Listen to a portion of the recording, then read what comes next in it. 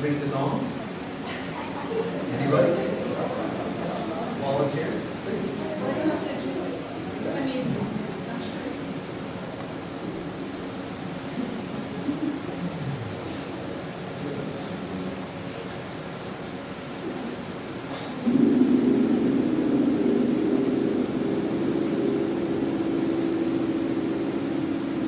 Listen carefully for the sound of the gong, and as it fades, let it draw you further and further inside.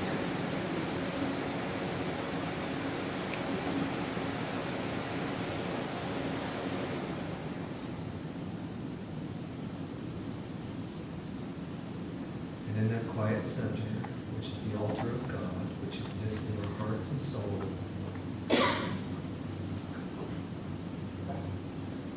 our soul prays as we open this special service. Heavenly Father, Mother God, we give thanks for this sacred, holy moment. We give thanks that your holy children come together, two or more gathered with the same intention. Intention being the remembrance of who we are. We give thanks, Father, Mother God, and in this moment we call upon your holy presence to descend upon our being, to pour through our heads into our hearts and souls the presence the same as the Holy Spirit once descended upon Jesus in the form of what they say was the form of a dove. That holy presence descends upon our being, sanctifying this evening, this gathering, as a holy, sacred gathering. And we give thanks in advance for all the miracles that we can expect to see immediately in the form of health, love, prosperity, financial abundance, personal abundance, friendship abundance, partnership abundance. All that God is with us now. And we hear the words, God is, I am, we are. Amen. And together, God is, I am, we are. Amen. God is, I am, we are. Amen. Once more. God is, I am, we are. Amen. And so it is.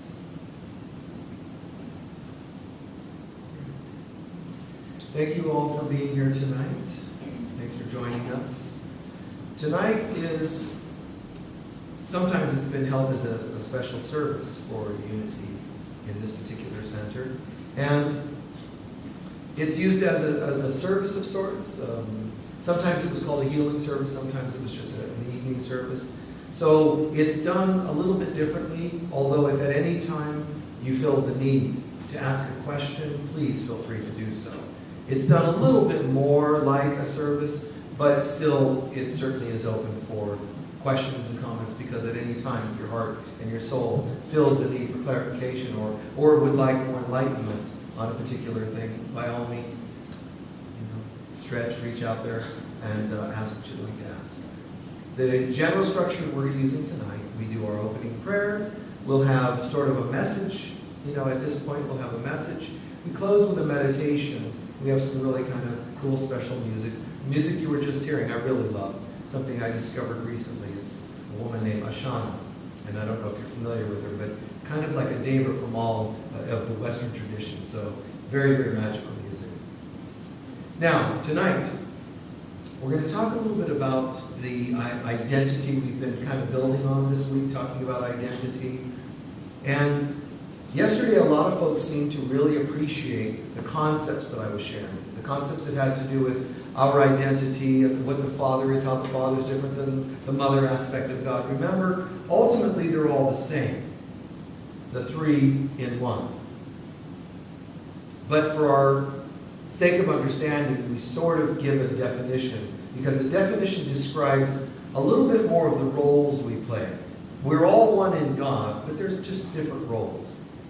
And so elaborating a little bit, bit on how life began, we start with the very concept, and I'm just repeating briefly because we've done this in more depth recently. There's this concept of God. And, people can go into, well, what is God? When did God begin? What created God? Those are intellectual, almost ego-based concepts. I don't mean ego that I'm judging you for asking. I'm saying they're limited human concepts. What is God and such? So God exists, and it exists forever. And we say, well, there had to be something before that created God, because the human head likes to think in terms of linear time. Like it can't get what eternity means. There is this presence. Time only exists in this world, in this universe, this dimension. So it is possible for something to be eternal, just not in this dimension. And so there is this presence, this perfect, holy, sacred presence. And it's the same thing that all religions worship in their own way.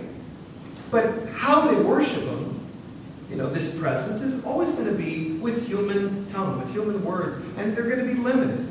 But it's kind of beautiful that all of them are really worshiping that. Whether it's the Mayans, the Hindu, this culture, that group, whatever. Everybody's really ultimately honoring that same God, or at least attempting to. Again, the head gets in the way, but it's ultimately all the same. So there is this presence. And sometimes we put our heads into it, we define it, we give it a body and a beard and a male gender. And none of that's true. None of that really applies. But it's what the human head does, because it goes, I can't get it unless I get it my way. Tell me if you say God is old, then it has to be old and have a beard. If you say, the Father, then it has to be a male. And that's just the human head. But there is this presence. It's a consciousness. And it is the consciousness of bliss, as I said yesterday. So there's this, think of it like a dimension where there is only bliss. Okay, well, where's God in that dimension? No, God doesn't live north of bliss. God lives in southern bliss, northeastern bliss. The state of bliss is God, and the state of bliss is heaven. They're the same. You see, the state of bliss, this whole dimension called bliss, is also known as God. Now, God doesn't live in bliss. It is bliss. And the entire thing is also called heaven. God, you see, that's medieval development of intellect. God lives in heaven and walks around in heaven and meets saints that have just arrived. Hires people to kick people out like a bouncer. Kicks people out that don't deserve to be there. That's the human intellect. It doesn't work this way. The thing called heaven is also God. God, heaven, bliss, all the same. And God says, let there be light. And that's the description of the children of God, which is you and I, being born. So in heaven, God in bliss, another layer of creation was given, and it's us. We're still part of that same bliss heaven God. So we're made in God's image. We weren't created the way we think. Where, there's God in heaven, and then there's an earth that God created, and then God said, I'm creating humans and tossing them like dice onto the earth plane and saying, good luck. What happens is God creates us in His own image, so we're all bliss. But we are distinct in that we are the created, not the creator. So as the created, we're trying on our new beingness. Wow, I just came into being. This is kind of interesting. And I'm doing this, but we don't have bodies. It's consciousness. Wow, this is amazing. What is this new thing? So we're trying everything on. And God says, try on every thought you can possibly imagine, because that's what a creator is all. So try on all possible thoughts. And we try them all on. And this is amazing. And we're realizing the expansiveness of being a blissful creator and made in the image of that creator. And we're the light of God. And since we're trying on all possible thoughts, we also try on one that says, I wonder what life would be like if we weren't living in bliss. And this becomes cause and effect. We think a thought, the thought creates, and now we go live the effect. In other words, as soon as we said, I wonder what life would be like without bliss, you know what that's synonymous of? It's very simple. If God is love, I wonder what life would be like without love. If God is joy, what is life without joy? If God is abundance, what is life without abundance? And so on. If God is eternal, what is it like to not be eternal? Do you know what all this translates to? Life on earth. So we actually said, what would life be like without God? That's when the Big Bang took place. That's when an explosion took place and shot all this seeming matter, suns and then planets, out into this so-called universe, shooting farther and farther and farther away from one another. Why? Because we just said, what would it be like to be separate from God? And so planets fly further apart, suns fly further apart, etc. Because the universe is called an expanding universe. Why? Because it's moving apart from each other. Every particle of it is separating. Why? Because we said, what would life be like outside of God? So we actually created, instead of the dimension of God, we created what's called an alternate reality. A dimension, which is a good word for it because it's like dementia. We created dementia. We created an insane universe. Now God's going, wait a minute, let me get this straight. There is only God, and you guys live where? Somewhere else. Wait, there's only God. So where are you living? Someplace other than God. Oh, this is rich, right? How can you be anywhere but God? And what are you feeling? By the way, how are you kids doing? How are you, my children, doing? Oh, life isn't so good here, Lord. I just had a friend die. What is death? I created you in my image and we're eternal. I know that, but it's kind of weird. In this dimension, we have endings. Death. Well, what do you do after you die? Well, we come back again and do it again. And again and again and again and again and again and again. That's our false version of eternity. We actually think, isn't it amazing how life, the cycle of life, isn't it amazing? Keeps perpetuating. We eat from this species, that eats from this species, and the cycle of life goes around. There's songs about it, remember? The cycle of, look at that, the circle of life, isn't it amazing? And God's going, actually, no. Because you're creating a false circle of life. You're creating, even reincarnation is a false circle of life. Because, you perpetuate, you don't really die. We're born again. New Agers go, it's so cool. It's not life and death. We keep living forever. And God's going, yeah, that's just another false version of real life. Because you never can really die. Not even die and come back kind of die. You can't even do that. You are incapable of dying. You can never be broke. You can never be broken. You can never be sick. All the things you're doing are of the dimension world. God is dimensionless. So we actually created a universe that can't be. That's why quantum physics says this is actually a dream. This is actually just a hologram that reflects our thinking. And if this hologram reflects our thinking, don't forget, reflects our beliefs. And our ultimate belief is either that we are one with God or are separate from God. So in A Course in Miracles we hear, you only really have one prayer that you need. You can pray all you want about everything. That's fine. But ultimately there's only one prayer you need. Pray to heal your belief that you're separate from God. Because if you seek first the kingdom and heal the belief that you're separate, everything else comes to you. Well, I get that. Thank you, God. But you don't get it. I have bills to pay. Right. Well, if you weren't separate from me, you would have abundance and therefore no bills. I know, but my children are sick. But if you had my presence, you would feel wholeness and it would be incapable of sickness. See, it really is all pray to heal the original misbelief. And it's not like we're trying to fix something.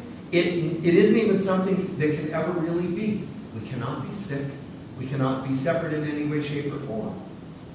Now, when all this took place, there's a digression that happened.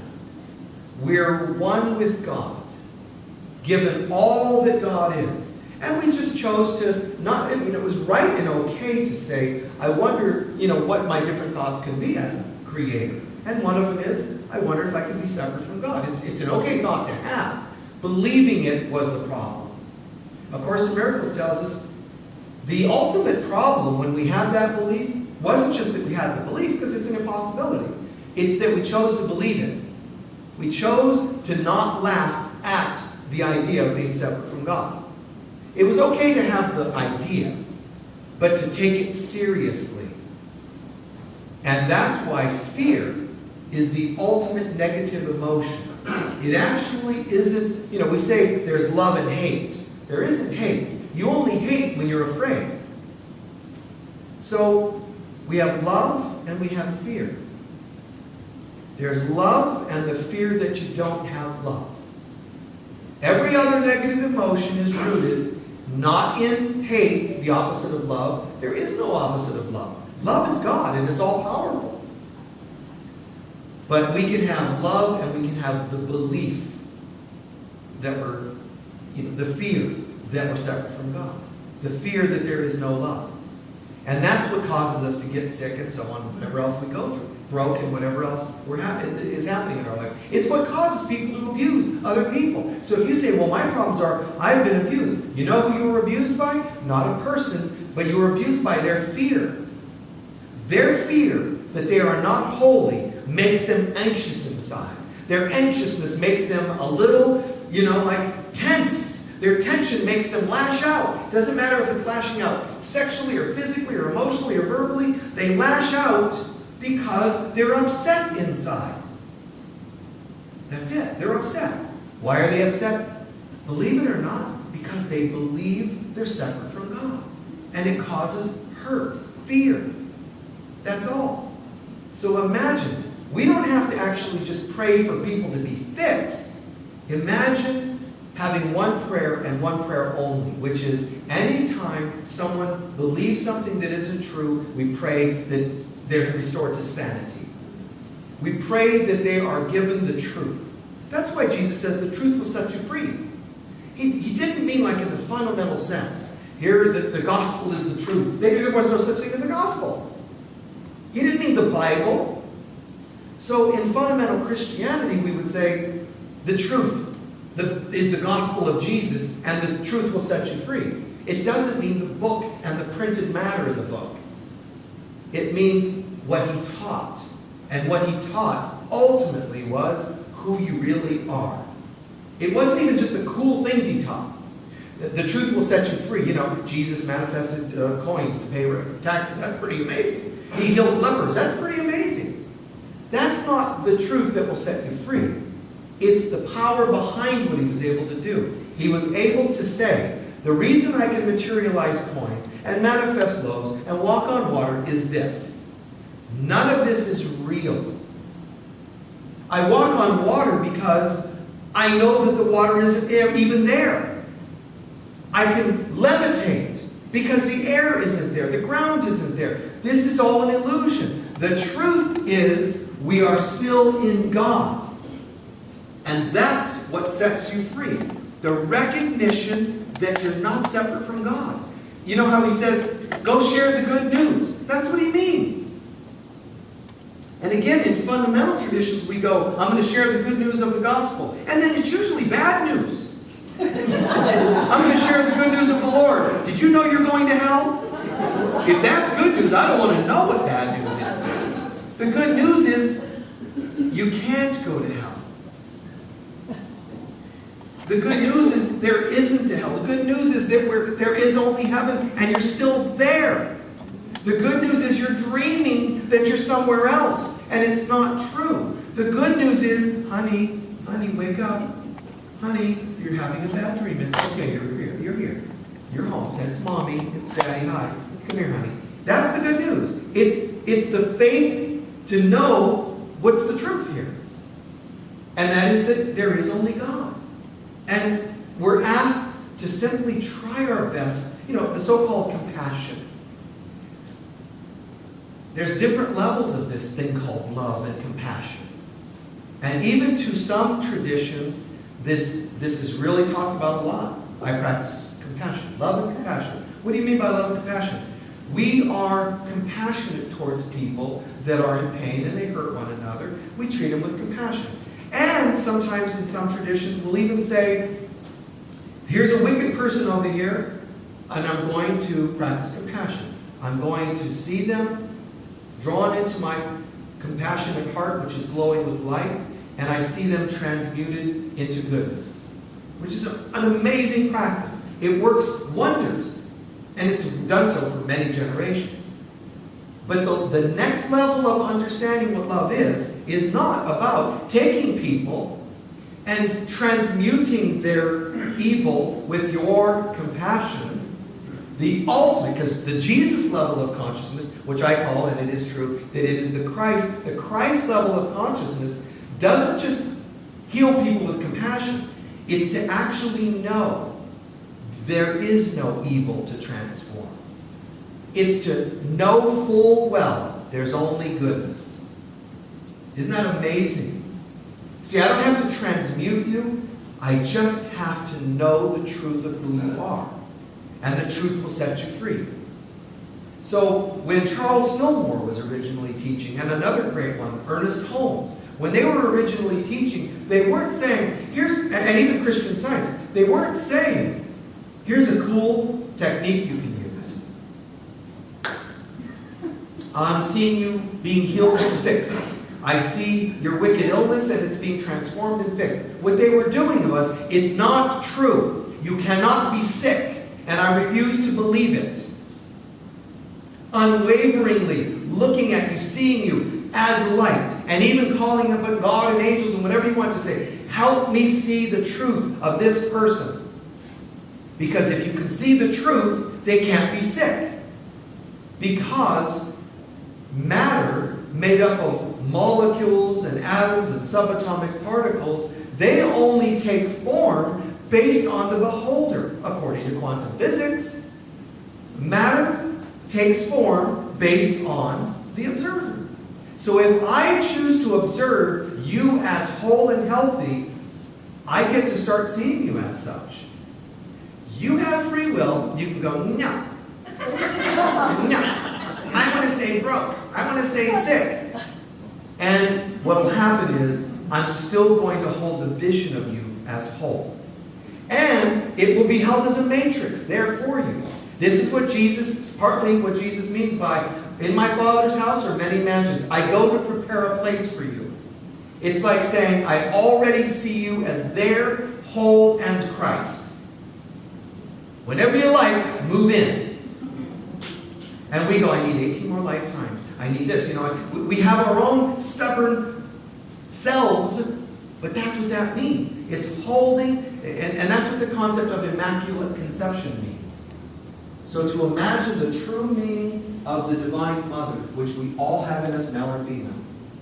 The true meaning of the Divine Mother. When they say Mother Mary was a virgin and immaculately conceived Jesus and all that, that's hard for people to understand or even believe, because we go, oh, that's impossible. Really? That's sad that you would believe anything could be impossible.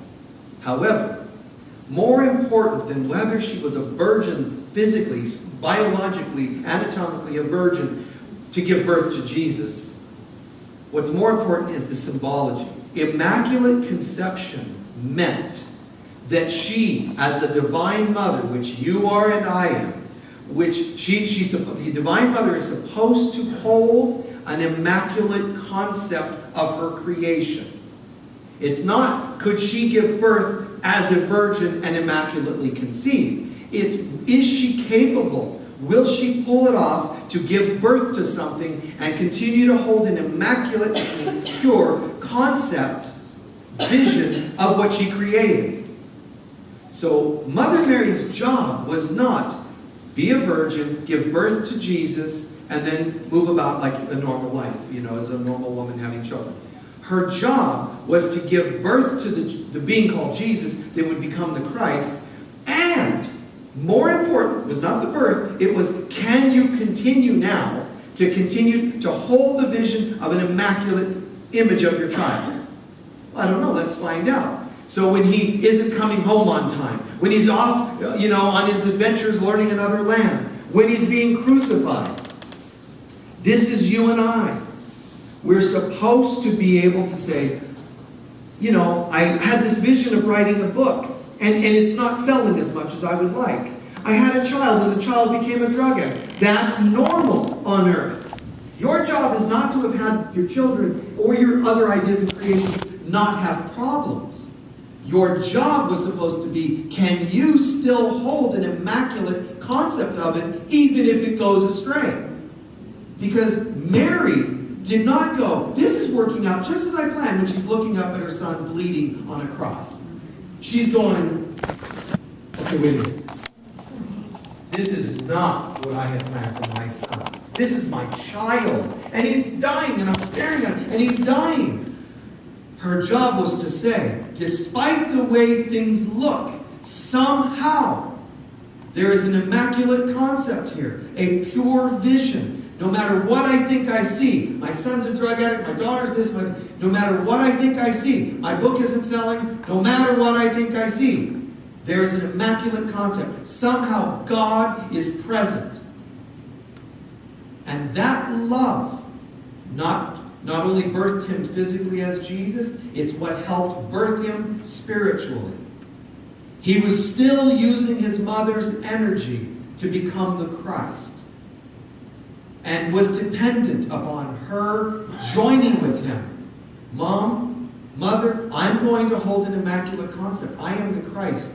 And it's not easy, because friends are betraying me. But it's not true. I am the Christ. They're questioning who I am. They're questioning my teaching. It's not true. I am the Christ. I am as God created me. I am the Christ.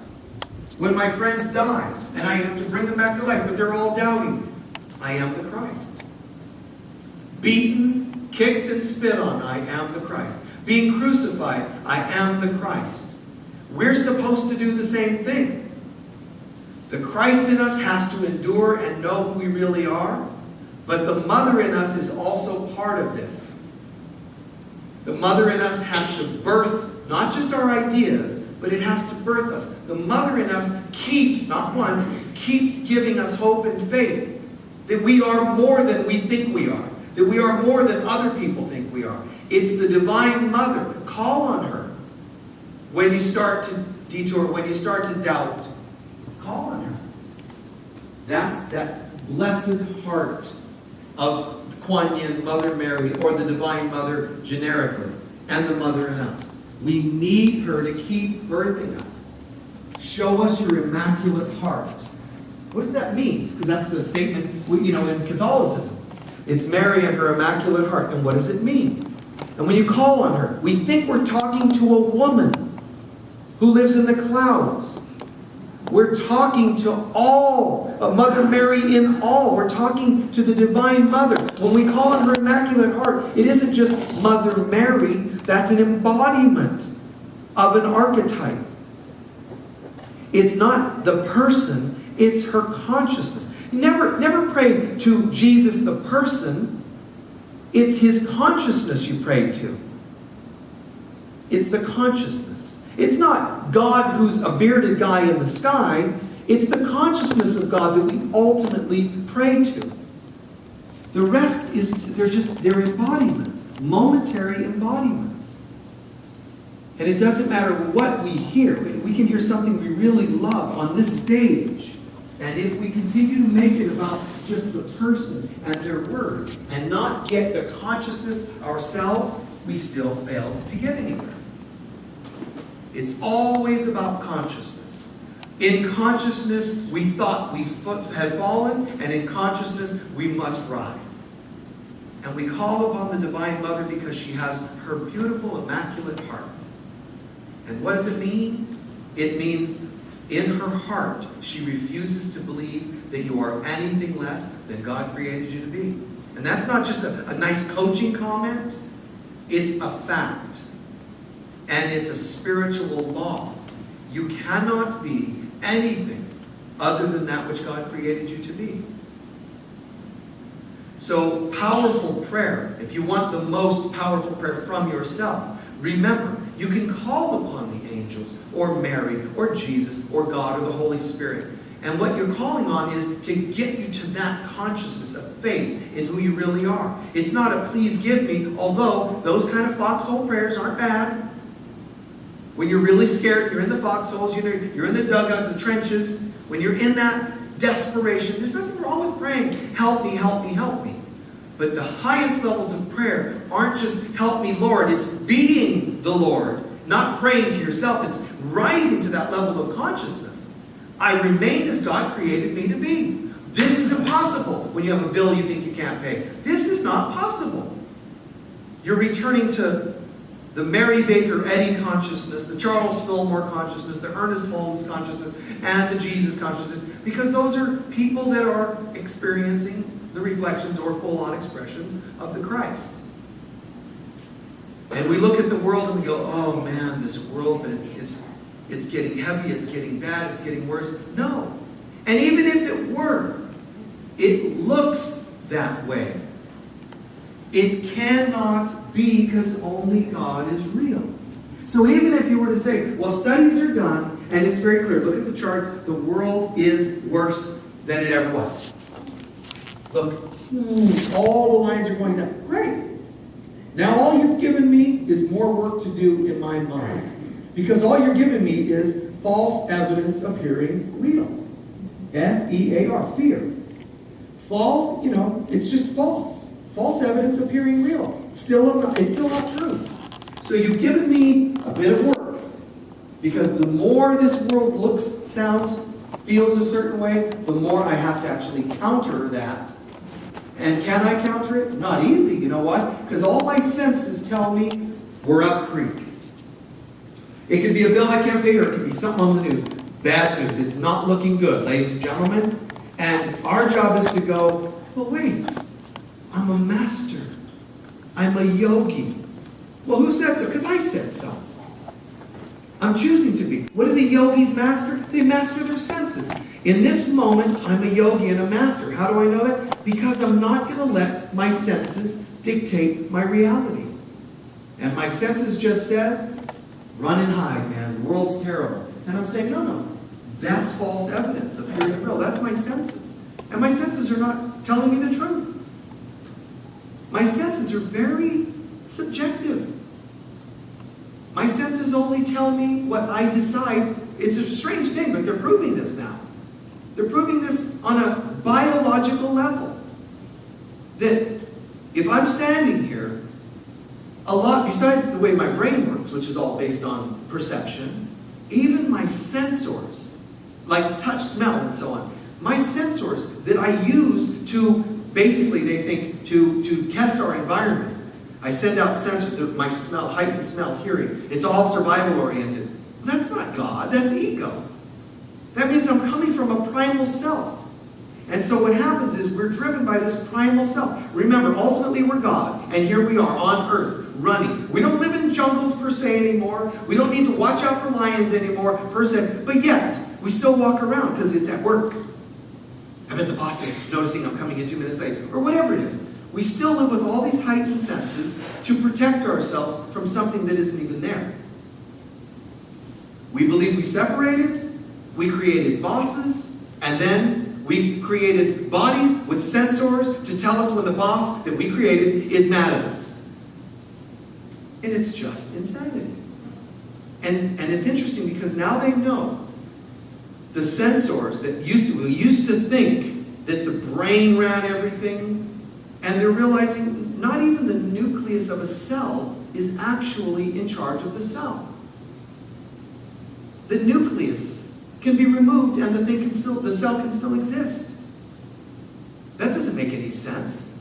How can it still exist? It can still exist. The danger part of a cell is when you strip away its protective outer layer, because it then becomes vulnerable to everything else that can destroy it. So we have these false protections, and we think that, we're safe somehow with our protection. But what they're finding is that the sensors of a cell, the outer layer, like my outer self, my senses, actually dictate what I believe. It's not the nucleus, it's my senses. But my senses can change my DNA. We thought the DNA ran everything, and it's not true. So the DNA can be reprogrammed. How? Well, what they're saying is, because as soon as my body allows a new something in, usually it'll say no, no, no. But sometimes it'll allow new things in. When it does, the RNA, replicating DNA, starts to rewire. And this is a way of sort of saying that the inside changes when we allow new information from the outside to enter. Does that make sense? Now, my point is this. It's still based on my beliefs to know whether I want to let anything new in. Everything will keep coming down to beliefs. Now, they don't get that yet in the new biologies. They just go, well, it's what we let in. But I'm going, but wait, who's the we and who's deciding? It's still belief systems. And when we only choose God as our guide and voice, and when I even say that, it can sound like religion. Choose the Lord. It's real. When we only choose God as our guide, as our teacher, as our healer. Do you know what that would do if we call allowing something in capable of, is capable of reprogramming us? Imagine what that does when we allow God in. I mean, that doesn't take us up like one little notch. It becomes infinite. When we allow Spirit to be our guide, to be our brain, our consciousness. Even in the book of Revelation, there's a point where John says, and I saw, and he's describing all these amazing visions, and sometimes torturous beasts and creepy things, and then sometimes really amazing light visions. And one of them is, and I saw 24 elders wearing crowns. The 24 elders are symbolic because the book of Revelation is symbolic of a person reaching enlightenment. The book of Revelation has all these stories about creepy things because it's about our old garbage being uprooted, and I saw locusts flying from the bottomless pit. That's our ego thoughts. Bottomless pit, because there is no end to what the ego wants to do. And so all these creepy stories, all these beasts of the apocalypse, they're us, our destructions, our evil, our hate, our hurt. It's all it is. So he's just telling us, and I saw this and this, and it's describing the self, ego stuff. But when all that's healed, and we hear about these other parts of visions, and these 24 elders, the 24 elders represent the 12 pairs of cranial nerves in the head. And when he's saying, and I saw them all wearing crowns, what that means, toward the end of this important part of Revelation, he's saying, and then I saw, it's like saying, I saw mankind who will one day choose God as their guide. And all the cranial nerves that run the nervous system will now be crowned with the glory of God. That's what he's saying. My thoughts, my nervous system itself will all be rising in God. These 24 elders are the 12 pairs of cranial nerves, and they're wearing crowns, meaning they are guided by God. So even this thing that we live with right now called the body, I said yesterday, some people in A Course in Miracles say the body's an illusion, don't think about it. Actually, because we believe it's real, it has to be now transformed into light. So there are three worlds. There's heaven and there's earth, like we talked about. But there's also something called Eden. We came from heaven to Eden when we started falling. And then in Eden, we fell all the way to earth and lost sight of Eden, according to the creation story. By the same token, to get home, it doesn't work where you go, and I'm a miserable, hateful person, and yet the Lord is going to come and take me to heaven. You don't just go to heaven, you grow to heaven. You are either heaven consciousness or you're not. You don't get to do that. You don't get to go, I'm just going to go to heaven. I hate everybody, but I'm going to heaven. Really? Well then, why don't you just go now? It's not true. You are either that consciousness or you're not. If you're on the earth, then to some degree or another, you must have earth consciousness. You can't be in Eden with earth consciousness. You can't be in heaven with earth consciousness, and so on. Just the same as the children that lived in heaven, or in Eden, were told, your consciousness has fallen, you can no longer live here. And they were sent to earth. It's a story about our digression. So, we were the children of God, one with God, and we started falling. And we came to what's called heaven on earth. Then we fell further and entered just the material world and started becoming even more dense and lost. The story of Adam and Eve receiving skins are not skins. It meant skin. They fell. They became not spiritual beings made in the image of God. They became dense. They started having bodies. And look what people do. And Adam and Eve were given skins. Immediately we picture they had to kill something, cut it in shape, and then put it on. How do I look at this? Do I look fat in this hat? Really? Do you think this, if there's only a man and a woman living in the Garden of Eden, that they needed skins? They took on skin. They fell all the way into material consciousness and material bodies. So, to get home, you have to return to Eden consciousness. And then to heaven. So, what John is describing in the book of Revelation, and you hear about the new Jerusalem descending from heaven. It's the consciousness that resides up here descending down into the earth plane so that we can take the earth plane to the Edenic level and Edenic level back into heaven.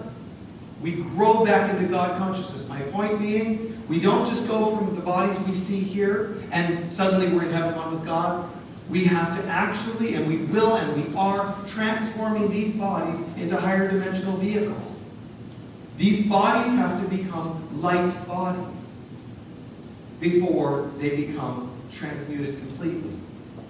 And these bodies becoming light bodies is what's described in the book of Revelation. The nervous system's becoming crowned with the glory of God.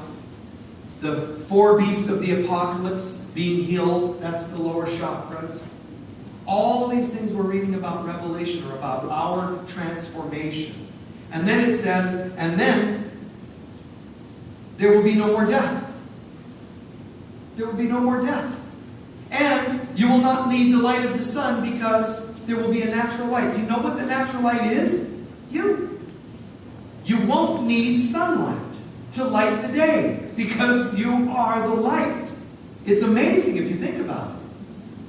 There are stories about Mary Magdalene, who was a wonderful disciple of Jesus and who is initiated into Christ consciousness. And some of these stories that say, and they're true, after his ascension and such, Magdalene and a few others, her brother, her sister Martha, and her brother Lazarus, and so on, Mary Magdalene goes to the south of France. And in the south of France, she ends up living in the Pyrenees Mountains.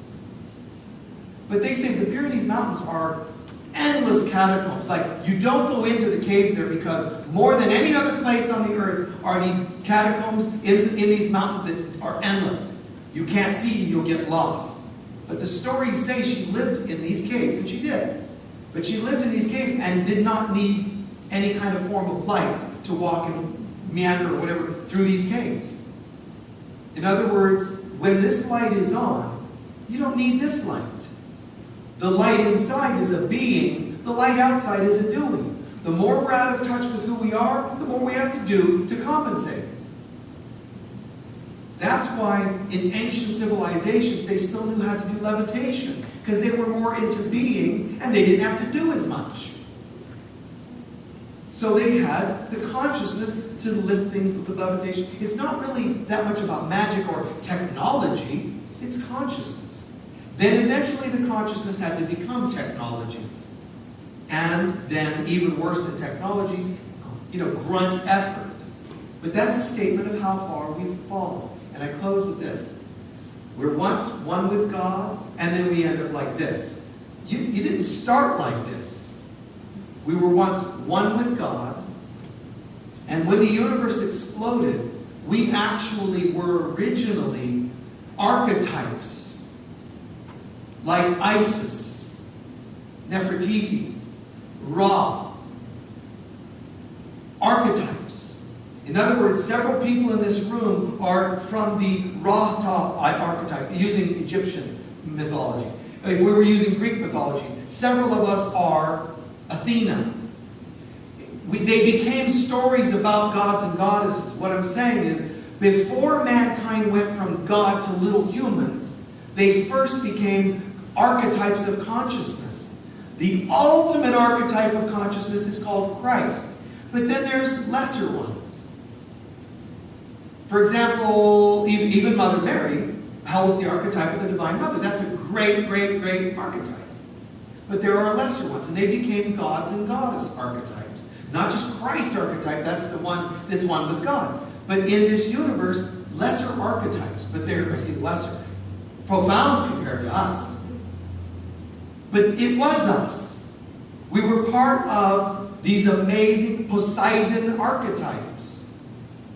And Athena archetypes and so on. We were part, and that's why it's amazing, because once upon a time, the people on earth that had fallen further used to pray up to the archetypes, calling them gods and goddesses. But it was really praying to what we once were.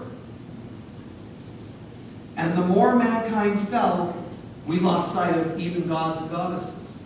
And we became and worshipped demigods, semi-gods and goddesses. And then eventually, heroes. Just really cool people. And then pretty soon, nobody.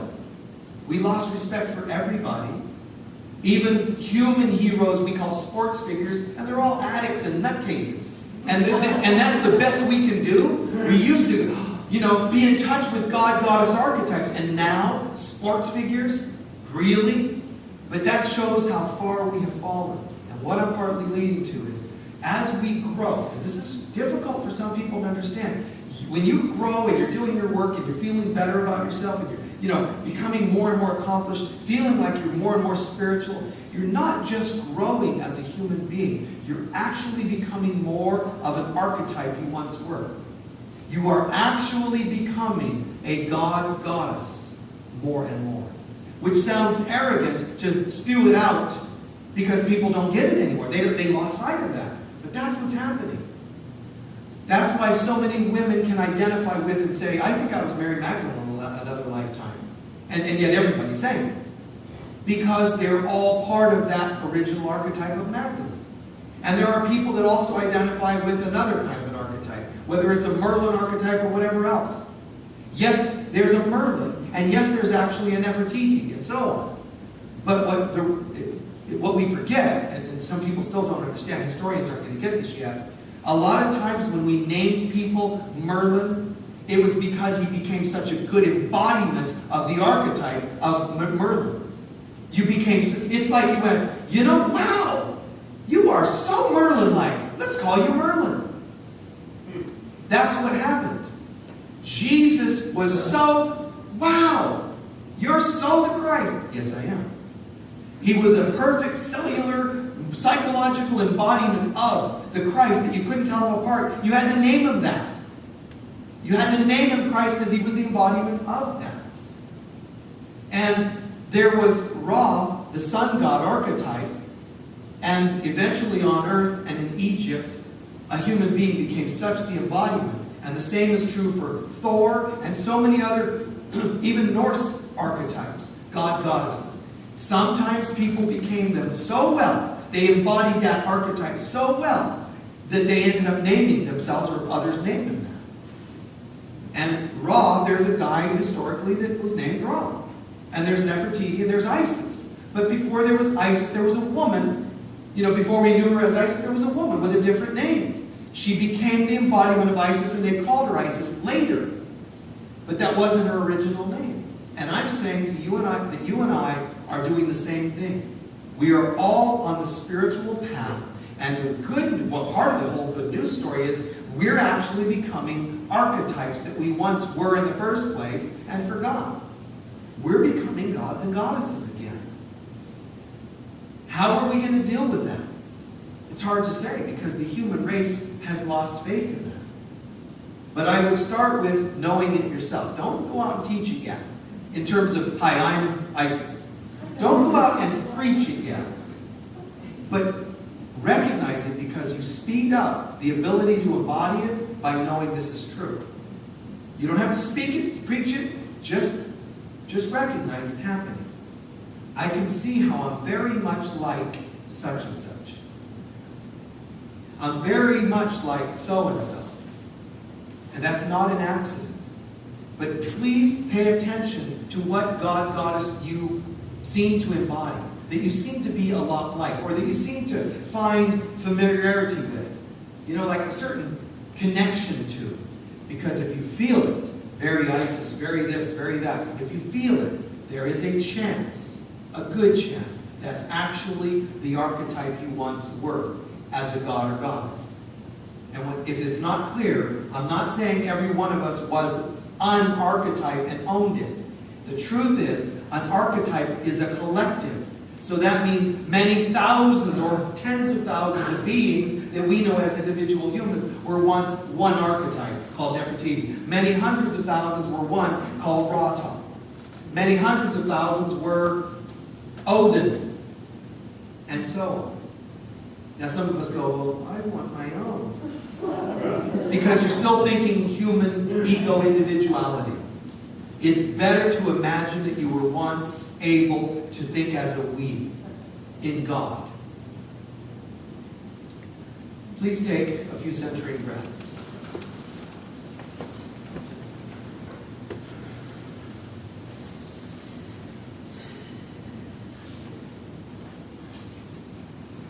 Setting aside all thoughts, all worries, concerns, issues of life, the body.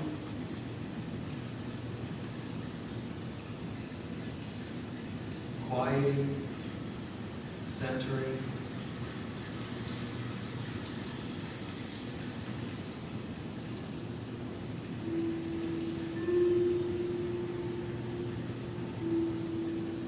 Think of all the ways you describe yourself.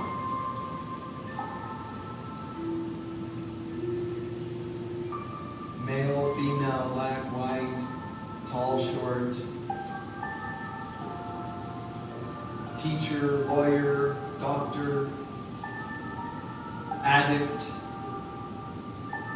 There isn't one human description that you could give yourself that's actually true.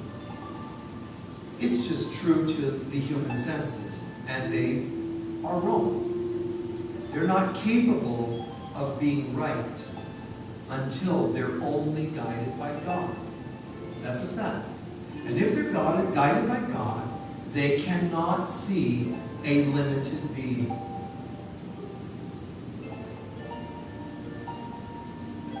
And so one way to know that we are learning to surrender our senses and our minds to God is that we start to see differently. We see others differently. We see ourselves differently.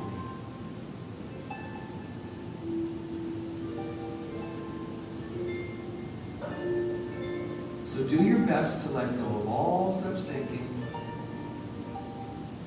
and think instead, on my way home, I first, before becoming completely the Christ, I first become more like a god or goddess. A collective, a profound, divine-like state of consciousness. So as I become now more like a god or goddess, what would I like to be the god or goddess of? We don't have to name it ancient mythology names, although if that comes to you, let it happen. But if you could be the god or goddess of anything, what would it be? I'm the goddess of nature. I'm the god of love. I'm the god of peace. I'm the goddess of mastery. Whatever. The goddess of healing.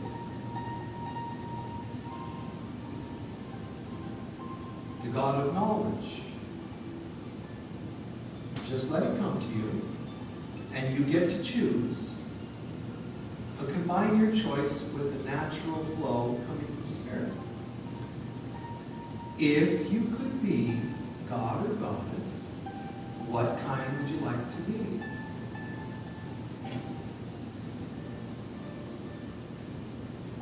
Hopefully maybe something's come to mind. And if it hasn't yet, you might just have to use the terminology for now. What would I like to be great, not good, great at? Mothering, friendship, great, anything. And let's then say, we are choosing to be the god or goddess of that. And just pretend now, the way a child would pretend if you're asking them to pretend that they're this or that. You know, they're pretend you're Cupid, pretend you're an angel. Let the child play. Well, you too. Imagine that you are the god or goddess of that thing. Imagine how you would be different. How would you walk through every day? How would you walk through day-to-day stuff? How would you be different at work? How might you be different with family, with your partner, and so on? How would you look, feel, act differently? See it as vividly as possible, and with hopefully a little smile in your heart while you're watching it. You will never achieve being there if you can't at least see it. If you can't imagine it, it cannot be.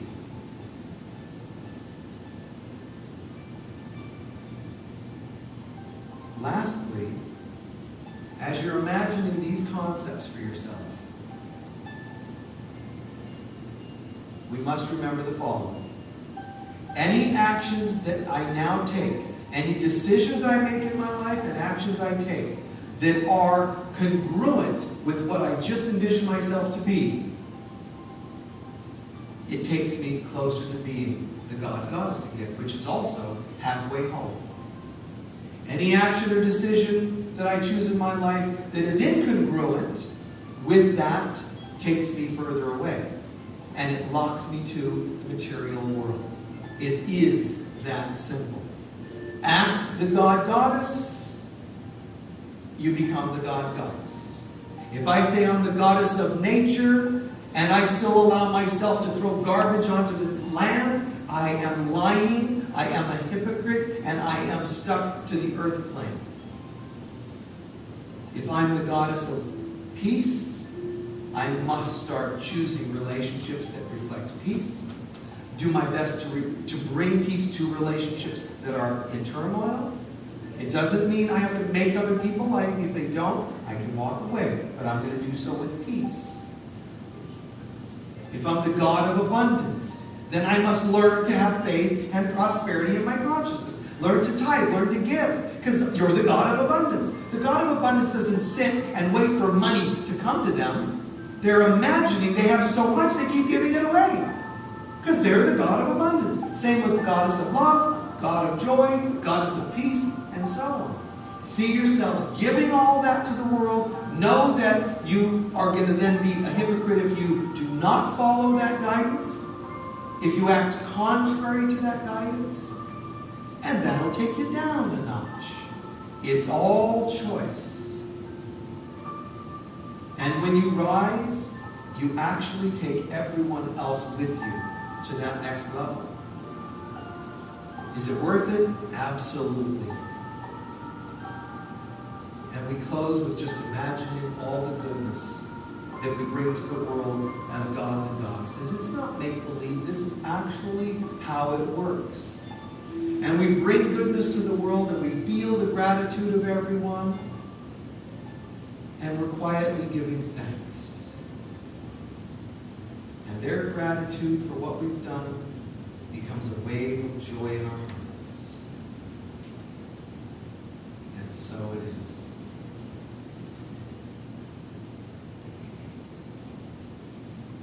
Gradually stretch out. Open your eyes when you're ready.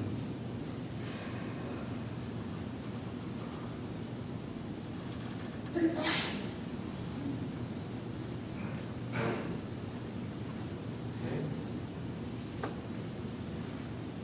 Nicely done. We're going to do our closing in just a moment. During this closing, we'll do our collection, love offering collection, but I want to also make sure you understand, while we're doing that, it only takes 2 minutes for bags to be passed around. I would like you all to also think about what made sense to you tonight, what worked for you, what can help you in your life, and then share that. We'll get a few people to share. Remember, by you asking yourself, remember asking questions is huge in consciousness growth, right? I said that Sunday. So my asking you to share, a few people to share what made sense to you tonight and what worked for you, what can you bring to the world to make a difference? By me asking and you thinking about this, it actually makes it ingrained more deeply, so it doesn't go in one ear and out another. By you getting it, stating it, it makes you own it more. So even if you don't verbalize it, at least in your minds, decide on something you heard that made sense to you.